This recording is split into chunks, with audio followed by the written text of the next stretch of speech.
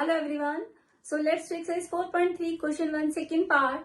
As in my previous video first part, I have told you these conditions. So we clearly know that when we have to find out whether real root exists or not, we have to check first the value of d. So it means first we have to find out the value of d. So for finding the value of d, what we have to do? We have to compare first the equation with the standard equation. So with the given equation with the standard equation. So compare it with standard equation. Write down the standard equation. See if in each and every question you will repeat this step, then there are the chances of your mistake is very negligible, because now you are comparing it and you know clearly the value of ABC. So the value of ABC will be, this is the standard equation, A will be 3, B will be minus 4 under root 3, that B is the coefficient of x, and C is 4. So let's first find out D. D is B square minus 4AC.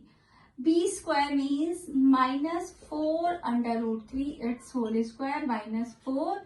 A is 3 and C is 4. 4 square is 16 and under root 3 square is 3. So it means it becomes 16 into 3 and minus square will become plus. So minus 4 3s are 12, 12 4s are is 48. 16 3s are 48. 48 minus 48 is 0. So what we have got? We have got the value of D 0. That is the second case. In such case, two same real root will exist. So what will be the value of real roots? If you have watched my previous video, value of real root will be minus b upon 2a.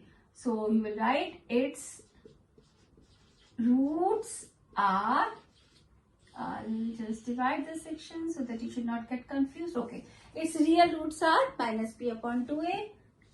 X, put the value of b. B is, minus sign is already there. Now we are putting the value of b, which is already in minus sign. Okay. And what is the value of a? A is 3. Minus minus will become plus. So the first thing is our value will be plus. 2 1s are 2 2s are. So its root will be 2 under root 3 upon 3. These are its two roots. Okay. Thank you.